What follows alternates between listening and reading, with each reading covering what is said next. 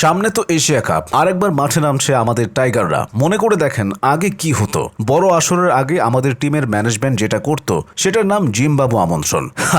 শুনতে একদম মজা লাগছে তাই না? যেন বাংলাদেশ ক্রিকেটের একমাত্র রীতি হলো বড় আসরের আগে হালকা ওয়ার্ম আপ পার্টনার খুঁজে নিয়ে আত্মবিশ্বাস বাড়ানো। জিম্বাবুদের সঙ্গে খেলতো যেন মনে করতো দেখো আমরা কত দারুণ খেলছি। মাঠে নামতো লিটনের ব্যাটে ঝলমল, সাকিবের বোলিংয়ে ভয়ঙ্কর ঝড়, আর মিরাজের ফিল্ডিং ও সেটার তো কথা নাই। কিন্তু হায় হায়, বড় আসরে যেতেই যেন সব উল্টে যেত। তারা খেলতে যাওয়ার আগে কত স্বপ্ন দেখায় যাইত, পরে তাদের খেলা দেখে সবাই হাসতো আর বলতো এই কি বাংলাদেশ ক্রিকেটের রূপ। এর থেকে টম এন্ড জেরি দেখাই ভালো ছিল। ম্যাচের ফলাফল যেন আমাদের টাইগারদের মধুর স্বপ্নকে ভেঙে দিত, মানে একদম বৃষ্টির মতো। মনে করো তুমি খেতে বসেছ মিষ্টি আইসক্রিম, আর হঠাৎ সেই আইসক্রিমের উপরে বরফের ঝড়। ব্যর্থতার ধুলো আর সমালোচনা একসাথে এসে ভয়ঙ্কর মিশ্রণ। দর্শকদের রোষ, হা হা, সেটা তো একেবারে কমেডি ভাই। কেউ বলতো টাইগাররা কি ক্রিকেট খেলছে নাকি ঘুমাচ্ছে, কেউ বলতো লিটন দাস কি ব্যাট ধরেছে নাকি ডান্ডা ধরেছে। কিন্তু ম্যানেজমেন্ট আর জিম্বাবুকে আর আমন্ত্রণ দেয় না, কারণ এবার সময় এসেছে নতুন চমকের। নেদারল্যান্ড, হ্যাঁ সেই নেদারল্যান্ডস। বাংলাদেশের ক্রিকেটাররা আগে কত